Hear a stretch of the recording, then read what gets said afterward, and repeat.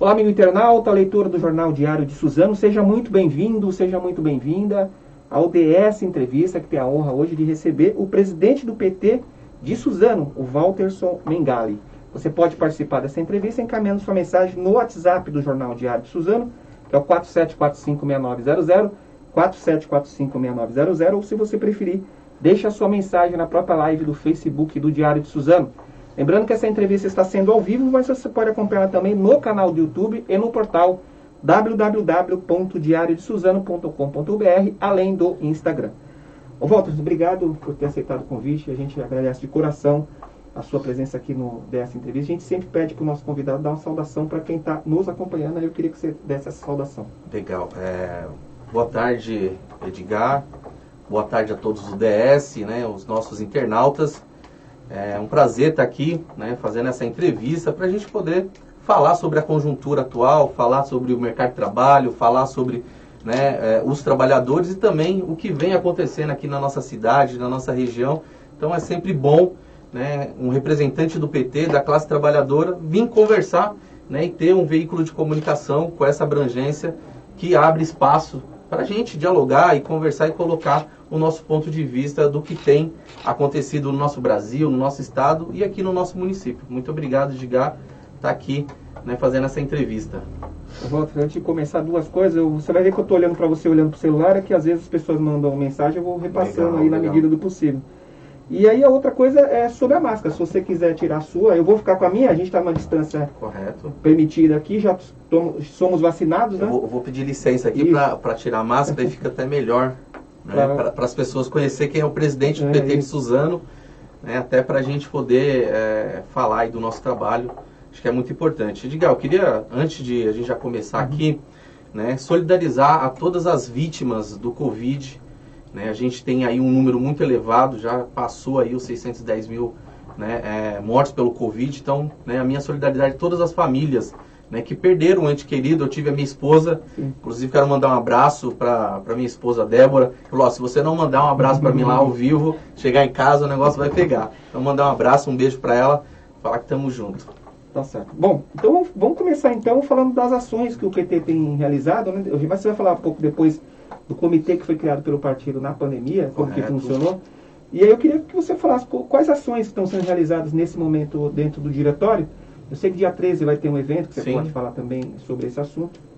Edgar, eu vou começar falando da questão da pandemia. Né? Desde o início da pandemia, o PT, o PSOL, os movimentos de esquerda, né, se uniram para poder ajudar as famílias que estavam passando necessidade. Então, aquele momento foi um momento difícil, porque era o alto da pandemia. Então, esse trabalho continuou, mas vem perdendo força, né, porque mais pessoas ficaram desempregadas. Então, a gente vem organizando e ainda continua a campanha solidária permanente. Né? Tanto o PT municipal quanto o PT estadual e nacional tem esse caráter de ajudar, né, no sentido de uma ação de solidariedade de classe. Não assistencialismo, mas de classe. Porque a gente tem 14 milhões de desempregados hoje no Brasil e Suzano não é diferente. Né? Então a gente tem aí uma parcela aqui em Suzano que hoje voltou a passar fome, que não tem o que comer. E o PT Suzano, ele tem esse caráter, né, que nem você falou, dia 13, nós estamos inaugurando nosso escritório político, que vai ser em um espaço lá no Sindicato da Construção Civil, onde eu convido aqui a todos os simpatizantes, todos os petistas aqui da cidade, para poder ir lá prestigiar. Né, nesse dia, nós vamos estar com o companheiro Douglas Iso, professor Douglas Iso, que é o presidente da CUT São Paulo, que vai fazer uma análise de conjuntura. Nesse dia, a gente vai homenagear o Emanuel Evangelista, o Sucata, né, que foi presidente do PT, que foi presidente do sindicato, né, um companheiro que contribuiu muito com a luta do PT aqui na região, na cidade. Então, né, no dia 13, nós vamos homenagear esse companheiro, o companheiro Sucata, na inauguração do nosso espaço. Hoje a gente não tem uma sede, então ali vai ser uma sede provisória do PT, para que a gente possa se reunir a direção, reunir o diretório, para falar sobre os problemas da cidade. Ali é na Campos Sales, número 165. É dia 13, que horas? Dia 13, a partir das 18 horas. Quem for simpatizante... Quem for simpatizante, filiado ao partido, é um evento aberto para, né, esses companheiros do PT e também simpatizantes, né, aí da nossa luta política. Vocês vão discutir conjuntura política e eleições. Eleições. Né? E aí eu já pergunto para você, o PT, o diretório municipal, pretende lançar algum candidato nas eleições de 2022, no ano que vem? Edgar, o PT ele passa pelo momento de reconstrução política. Né? Eu assumi o PT aqui em 2020, né? A gente enfrentou uma eleição difícil, veio a pandemia, então os partidos que não têm vereador foi mais difícil, que não tinha mandato, não tinha, né, base de governo, então foi mais difícil. Então, a gente está num processo de reconstrução. Hoje, na nossa região, nós temos 2 candidatos que se apresentam. Então, a candidata, né, a eleição de 2022 é para deputado estadual, federal, senador, presidente da República. Né? Então, a gente tem ali o companheiro, o Valverde, que é aqui da região de Mogi, que acho que foi um dos mais bem votados. Quase foi para o segundo turno. Quase foi para o segundo turno, né, e foi fundamental no segundo. E nós temos o professor Douglas Iso, que é o presidente da CUT, que mora em Itaquá, que também está aqui na região. Além, né, os dois vai sair deputado. O Douglas, professor Douglas Iso, ele sai deputado federal, e o companheiro Rodrigo Valverde, ele vai sair estadual. Né? Então a gente tem uma sinergia aqui na região. O Renato Caroba também, lá de Arujá? Renato Caroba, ele é o coordenador da macro, ele não vem como candidato. Né? Então a gente tem uma sinergia e uma orientação, né, entre os companheiros do PT que, né, ajude esses companheiros que são da região. Mas nós temos vários outros companheiros também que têm base aqui, que nem o Rui Falcão, que já veio aqui, o Padilha, o Marinho, então o Gilmar. Nós temos vários candidatos que têm liderança política ligada aos seus grupos, né, que vão fazer a campanha aqui na cidade de Suzano. Ô Walter, como que você avalia, eu vou perguntar para você, porque a gente acabou não conversando depois das eleições municipais, né? Como que você avalia a participação do PT nas eleições municipais que ocorreram em 2020, que deu a reeleição para o Rodrigo Achuz? Então, foi muito difícil para o PT, né? Que nem eu falei, o PT está num processo de reconstrução. Então, 2012, você tem uma grande queda, né? Você tem a saída do Marcelo Cândido, você tem todo um movimento de lideranças importantes saindo do partido. Em 2016, né, a gente não conseguiu eleger vereadores, em 2020 também não. Então, assim, a gente sai de um processo muito desgastado. E Edgar, construir uma nova liderança ou novas lideranças não é de um dia para o outro, né? Requer tempo, requer musculatura. Então, foi muito difícil para o PT. Faltou, né, 250 votos para, naquele primeiro corte, fazer um vereador.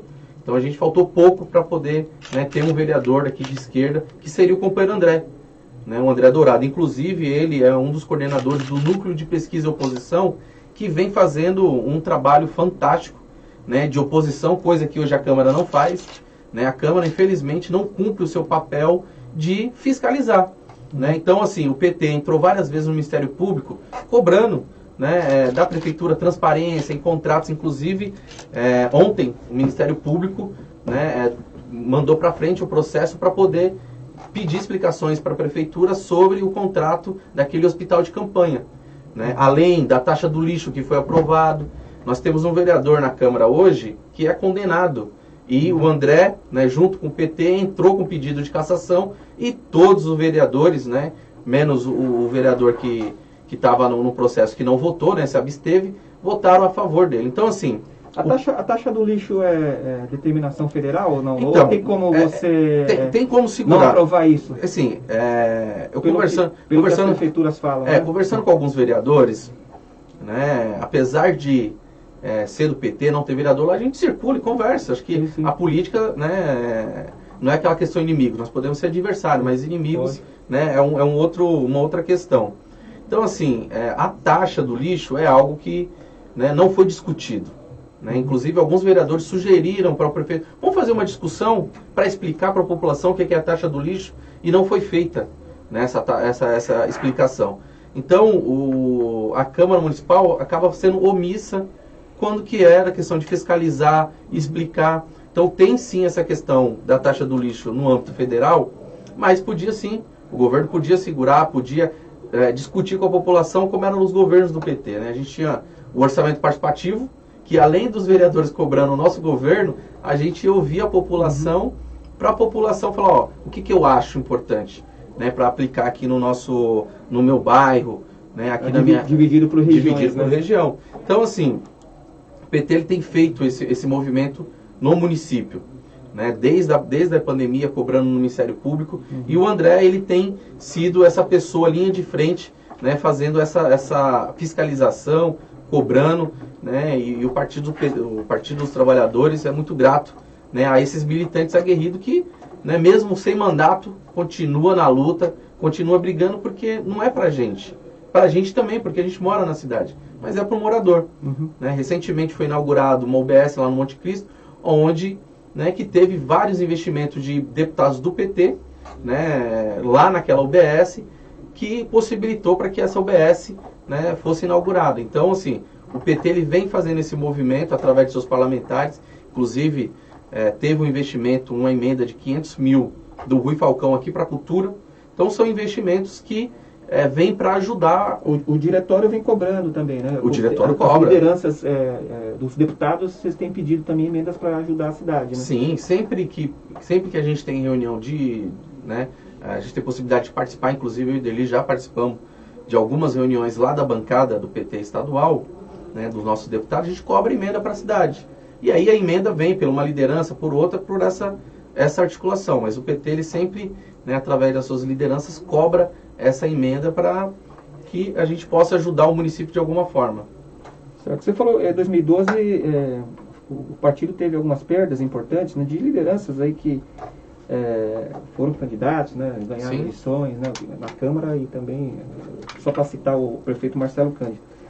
O Valmir, que foi também do PT, né, deixou agora recentemente o PDT, e ele esteve aqui e falou que a gente sentiu assim que a intenção dele é voltar a ser filiado de um partido de esquerda como é o PDT, né?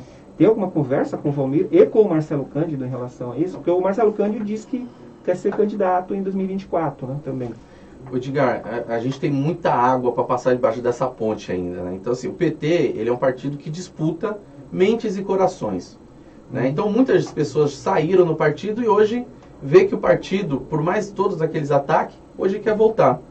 Né? Então, se quer voltar, o PT ele tem um processo interno. O que é o processo interno? A pessoa tem interesse em voltar, ela apresenta a ficha dela de filiação, no caso do Valmir, no caso do Marcelo, né, que são figuras públicas. Essa decisão também passa, uma decisão política pelo Diretório Municipal, mas também tem muita a decisão do Diretório Estadual. Né? Então, assim, esse é um ponto. Então, o PT ele tem um rito de filiação no partido. Você não chega lá, apresenta e pronto, está filiado. E tem a discussão política. Né? Eu já tomei um café com o companheiro Valmir, né? Conversei com ele, a gente... Depois que ele saiu. Depois que ele saiu, trocamos figurinhas, né? Ele falou que, né, desse movimento, e ele pensa, né, em se filiar no partido de esquerda, mas não houve nenhuma sinalização que esse partido de esquerda seja o PT. No caso do Marcelo, né, o Marcelo é um quadro, né, político que, inclusive, o José Cândido, grande saudoso Cândido, que também tem uma história muito linda no PT, ajudou a construir, foi vereador, foi deputado. Tive a oportunidade de conhecer o seu Cândido, né, em 2010, acompanhei algumas agendas deles e Edgar, as histórias que o José Cândido contava, até hoje eu tenho lembrança, né, porque é a luta do dia a dia, é a luta do trabalhador. Então o Marcelo, ele tem uma história política, e quando ele quiser voltar para o partido, ele tem que sinalizar, e aí tem que acontecer as conversas políticas como todo partido e todo como gente grande. Não tem uma bola de cristal. Né? Mas tudo isso vai depender, sim, das eleições de 2022. Né? O Lula se apresenta como um favorito, né? Até mesmo porque quem compara o governo do Lula, o governo da Dilma e o governo que está colocado agora, que nem a gente estava conversando aqui no início, as pessoas voltaram a passar fome. É o básico. Né? Então, se as pessoas voltaram a passar fome, imagine quem quer fazer uma universidade. Então, tem todo um contexto político que vai colocar muito a decisão em 2022 de quem as pessoas querem, de fato, né, votar. E aí, quando o Lula coloca, nós precisamos colocar a classe mais carente na renda, na economia, né, nós precisamos fazer a roda girar, inclusive, infelizmente, né, o Bolsa Família, não sei se todos sabem, o Bolsa Família deixou de existir. Então, ontem foi aprovado o teto dos gastos, algo que dá um cheque em branco para o Bolsonaro continuar comprando né, a Câmara Federal para manter ele no poder, para não vir um impeachment. É isso que está acontecendo hoje. Então o Bolsonaro ele comete crimes atrás de crimes e eu espero que a justiça, né, não como foi como o Lula, que tá, né, ele ficou 580 dias preso, foi preso, Edgar, falando, eu sou inocente. Eu estava lá no ABC, no Sindicato Metalúrgico, e nós não queríamos que ele se entregasse. Nós vamos resistir aqui, vamos, né? Ele falou, não, eu vou me entregar. Ele podia ir para uma embaixada, podia, né, sair do Brasil, só falou, não, eu não quero ser taxado como fugitivo. Eu vou me entregar e dentro lá da comarca Curitiba, eu vou provar minha inocência. E a gente, né, tem acompanhado aí processo atrás de processos, né, caindo por terra por acusações infundadas. Mas usaram essas informações para poder desgastar o partido, um partido que tem um olhar, né, para a classe trabalhadora. E aí é o que eu te falei, o partido errou, teve alguns erros, né, teve momentos, né, que não acertou a mão em determinada política pública. Beleza. E aí? Né? Vamos comparar agora os governos? O partido faz essa autocrítica, né? Faz. Tem que ser feita. Tem que ser feita a autocrítica. Tá certo. Você falou do Lula e eleições o ano que vem, ele está na frente nas pesquisas, segundo as pesquisas, né? E a gente tem o Haddad, Fernando Haddad, como candidato ao governo, né? Correto.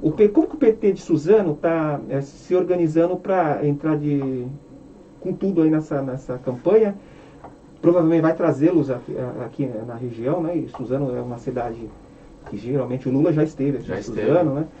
Como é que vocês estão se preparando? Como que vocês estão se organizando? Então, o Haddad, ele se mostrou muito forte, né, na eleição de 2018. Né? Faltou ali na reta final do vira-voto e hoje ele é um quadro consolidado. Né? Então ele também se apresenta aqui no estado de São Paulo, né, como um professor, advogado. Então ele tem todo um know-how e outra, foi nosso ministro da Educação. Né? Sim. Então ele tem toda uma experiência, Edgar, que vai ajudar a tirar essa hegemonia, né, dos tucanos do governo do estado de São Paulo. Nós temos aí mais de 30 anos essa hegemonia, né, do PSDB, inclusive o PSDB esse, que aprovou lá atrás o teto de gastos e agora aprovou para dar o cheque em branco. Então os tucanos, até o Fernando Henrique reclamou, hein, dos tucanos que deram esse cheque em branco, né, para o Bolsonaro agora com a aprovação ontem no Congresso. Então o Haddad, né, é o nosso governador, né, o nosso pré-candidato a governador. Então, passando as convenções, nós já estamos organizando para poder, né, trazer ele aqui, fazer as agendas locais.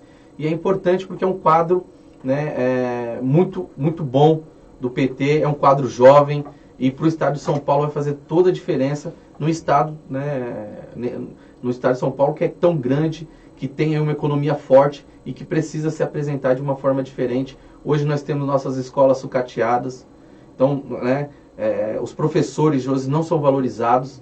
Então nós temos excelentes profissionais, que são os professores, só que não são valorizados. Precisa, né, ter um gestor que olhe para os professores com um novo olhar. Nós temos várias questões ambientais aqui em Suzano. Nós temos o Rio Tietê, a alça do Rio Tietê aqui, que, quando chove, o pessoal aqui do Parque Maria Helena sempre reclama, né, do Maluf ali, sempre porque ali é um problema, acontece as enchentes. Então, assim, são problemas pontuais no estado de São Paulo. Né? Esse dia eu estava na Tamoios, ali está quase 20 anos naquela duplicação da Tamoios, para desafogar ali Caraguá, né, São Vicente ali para ir para o Porto, e ainda não aconteceu. O Rodoanel, né, nós temos o Rodoanel parado aqui quando o Dória, não, vamos terminar o Rodoanel. Não terminou. Né? São licitações atrás de licitações e o Rodoanel está parado. Então é o dinheiro, né, do cidadão sendo gasto, né, de uma forma irresponsável. Além disso, né, falar do Dória me lembra muito o ataque que ele vem fazendo aos servidores públicos, o Edgar. Nós temos a PEC, né, inclusive os nossos deputados, tudo que tem acontecido de desmonte da classe trabalhadora não tem um voto do PT, não tem voto nenhum da classe trabalhadora. Então é bom registrar isso, do PT, do PSOL, querem aprovar a reforma administrativa, algo que tira a estabilidade. Então, assim, são várias coisas que vêm acontecendo que a gente precisa alertar a população para a gente conversar. E o Dória, aqui no estado de São Paulo, o que ele fez? Aprovou a reforma da Previdência, né, a base de porrada em cima dos servidores. Eu estava lá no dia na Assembleia, então era né, tiro, porrada e bomba, que nem o pessoal fala por aí. Foi assim que ele aprovou a reforma da Previdência. E agora, né, passou a PL 26 também, que é como se fosse uma mini reforma, né, do serviço público aqui no estado de São Paulo. Então, e agora, nesse exato momento, os servidores, né, do município de São Paulo estão em greve, né, porque também lá estão querendo aprovar essa reforma da Previdência, ou reforma, né, administrativa já no município, que tira vários direitos do servidor público. E quando tira o direito do servidor público, está tirando o serviço de qualidade, que é nosso. Né? Então, a gente faz esse diálogo com a população, para a população entender. Né? Tem aquele velho discurso, o funcionário público é vagabundo. Né? Por muitas criaram esse imaginário. E na verdade não é. Né? O funcionário público é um guerreiro, trabalhador como nós, e que está ali para poder prestar um serviço de qualidade. Hoje, vou fazer uma comparação, hoje nós temos o SUS, né? Com todo o boicote do governo Bolsonaro, nós temos aí uma boa parcela da população já com as 2 doses e, né, a primeira dose tomada. Mesmo começando atrasada, o Brasil é o segundo, terceiro que mais vacinou, né? E em outros países, que nos Estados Unidos, não tem um SUS. Se você quebra uma perna, acontece alguma coisa, você tem que pagar. Então é isso que eles querem fazer, eles querem sucatear a máquina pública, o Estado, para que, né, terceirize, para que as pessoas tenham que pagar e ficar numa situação precária. Então acho que, né, o governo do PT ele tem esse caráter de dialogar com a população e tentar apresentar todas essas pautas, né, dentro do campo político. Deixa eu te perguntar, assim, como você é uma liderança importante aqui de Suzano, do PT, você está falando de eleições do estado de São Paulo, e tem o Boulos, né, que está bem avaliado. Você acha que não acaba, você tendo uma candidatura do PT e uma outra do PSOL, acaba dividindo um pouco a esquerda e favorecendo os outros partidos que lançarem candidatos? Edgar, o Boulos é um grande quadro político. Né? Ele vem também na linha da esquerda, e acho que a gente precisa respeitar os seus momentos, né? Então, se ele se coloca como candidato, acho que é importante, acho que tem que se posicionar politicamente. Claro que os partidos estão se conversando, claro que estar junto é melhor do que estar separado. Foi a avaliação que o PT de Suzano fez aqui na eleição passada. Né? Inclusive, mandar um abraço para o Fábio, né, o atual presidente do PSOL aqui, grande companheiro, que sempre está junto com a gente. Então, assim, a gente vai caminhar junto até onde der. Né? Se não der, a eleição é voto na urna. Mas na luta política a gente sempre vai estar junto. Né? Então, a questão eleitoral, né, é o voto na urna, mas a luta política, né, nós vamos estar ombro a ombro, que é a questão do fora Bolsonaro, a questão, né, que o país volte a crescer. Então, a candidatura do Boulos é uma candidatura que o PSOL coloca e é importante. Claro, né, se lá no frigir dos ossos as pessoas estão juntas, é melhor, né, estar junto e fazer uma campanha, né, que possa ganhar, né, o estado de São Paulo, né, num olhar voltado para o campo progressista. Certo. Só agradecer aqui a Fernanda Isidoro, que está acompanhando a gente, a Carlinha Socorro, a Débora Machado, o Alexandre Trindade e o Edgar Slip, acho que é Slip aqui. Obrigado, vocês estão acompanhando a gente aqui no DS Entrevista. Bom, queria perguntar para você está falando que o partido está se reestruturando. Quantos filiados tem hoje o PT aqui em Suzano? Queria que você falasse também se já teve mais filiados ou não, se aumentou o número de... Com a nova lei eleitoral, que o filiado ele não pode, ele não precisa mais informar o partido, né, a gente também está passando por um processo de né, fazer esse pente fino para poder identificar. Até agora nós temos 7 mil filiados. 7 mil. Então fica sempre nessa média de filiados, e a gente tem feito esse movimento de entrar em contato com esse filiado. Né? Por causa da pandemia se afastou, algum movimento ou outro, mas a gente tem, né, 7 mil filiados hoje no partido. O comitê na pandemia, né? Você falou que foi feita a campanha. A campanha existe ainda, né? Sim. Quem quer colaborar, como que tem que fazer? Tem algum telefone? Nós temos um site, né? Um site que você pode contribuir direto com esse site. Tem lá a nossa página também o PT Suzano, que a pessoa pode mandar mensagem. E agora, né, com o nosso espaço inaugurado a partir do dia 13, pode também deixar lá o nosso espaço, né, que vai ficar ali junto ao Sindicato da Construção Civil, né, na Campos Sales, número 165. Então, né, tem lá os telefones também de contato. Então, sempre que as pessoas entram lá no Message, falam, eu quero me filiar ao PT, eu quero saber as reuniões, eu mando meu número, né, ou do nosso secretário de organização. Inclusive, quero mandar um abraço aqui para toda a direção do partido, executivo, o diretório, né, que está caminhando com a gente aí nesse período de reconstrução. Esse caminho não é fácil, né, mas está ali junto, né, aqueles companheiros sempre combatíveis. Em 2016 foi um ano que teve muita rejeição ao partido, né, ao PT. Como que você está se sentindo hoje em relação à receptividade do partido? Eu digo assim, em relação à população, né? Você tem andado no estado de São Paulo, eu sei que você falou para mim, e Suzano tem acompanhado as agendas do PT fora de Suzano, né? Como você tem sentido a recepção? Como que as pessoas estão recebendo o partido? Você acha que ainda existe aquela rejeição que foi assim, o pico maior em 2016 lá? Edgar, tem sido, né, olhar hoje, tem muitas pessoas que já reconhecem, né, que o PT não é aquele monstro que criaram, né, desde 2006. Porque o ataque no Partido dos Trabalhadores, ele é um ataque sistemático, por quê? Porque ele combate grandes interesses do capital. Então, quando lançaram a questão lá do mensalão em 2006, né, e toda aquela perseguição, começa dali os desgastes. Né? Mesmo assim, o Lula é reeleito, né, com quase 86%, a Dilma, e depois, né, não satisfeito com o voto da urna, né, deram o golpe em 2016. Em 2016 foi muito pesado para a gente. Né? Então, assim, foi toda aquela agressão. Se eu saísse com essa camiseta aqui, tinha pessoas que poderiam me agredir na rua. Né? Então, a gente vê que isso diminuiu um pouco. Mas, sim, tem o ódio ainda na rua. Né? Tem ainda a rejeição. Mas a rejeição é bem menos. Depois do golpe de 2016, né, a Dilma foi inocentada das pedaladas fiscais. Então, você vê, foi um golpe político. Então, assim, tentaram destruir o PT na sua melhor essência.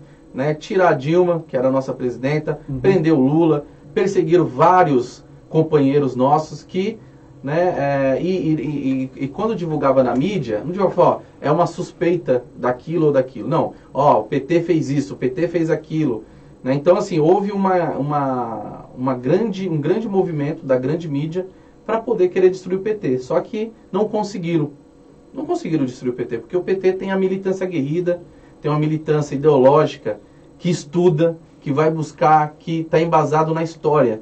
E está do lado certo, que é do lado de quem precisa, que é da classe trabalhadora. Inclusive, né, eu tenho acompanhado o professor Douglas Iso, que é o presidente da CUT São Paulo, e a gente tem visto que a relação mercado e trabalho, e também sindicato e movimento social, ela vem se modernizando. Então, os movimentos precisam estar atentos a esses movimentos. Né? Porque hoje a gente tem um novo chamado empreendedorismo, né? Mas na sua essência é muito bonito, mas na prática, né, não é essa coisa toda bonita, né, que o grande mercado prega. Fala, você tem que ser um empreendedor. Aí você é um empreendedor, você tem que pagar todos os seus impostos, sei o quê, e ainda acaba, né, sendo lesado às vezes por horas e horas de trabalho exaustivo. Né? Eu falo a questão da uberalização. Né? Muitos Uber se acham empresários, mas na verdade é um trabalho precário. Né, que ele tem que trabalhar lá suas 15, 20 horas para poder conseguir sobreviver. Então, assim, a gente tem todo um debate do mercado de trabalho que a gente precisa ficar atento. Né? Então, tudo desse movimento, acho que precisa ficar muito atento aí do que está acontecendo. E o PT é esse partido que vai sempre, né, fazer as denúncias contra a injustiça que vem acontecendo com quem mais precisa. Bom, o Walter, a gente está caminhando para o final da entrevista, mas eu queria que você falasse um pouco também. Eu sei que na pandemia vocês usaram as redes sociais para fazer algumas lives, trouxeram até personalidades importantes do partido, né, deputados.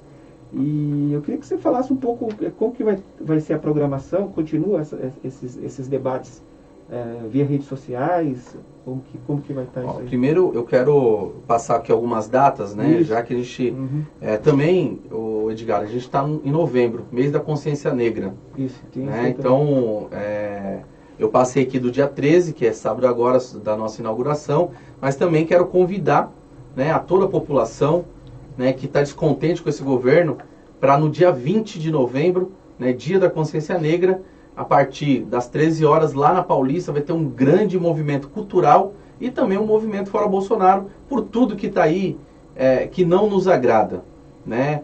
Esse movimento é nacional? É um movimento nacional. Em São Paulo vai ser na Paulista? Em São Paulo vai ser na Paulista. A orientação é que as cidades, né, no raio de 150 quilômetros, vá para a Paulista. As cidades mais do interior, façam a sua organização, o seu Fora Bolsonaro na sua cidade, né? A gente está na pandemia ainda, então usar máscara, álcool em gel.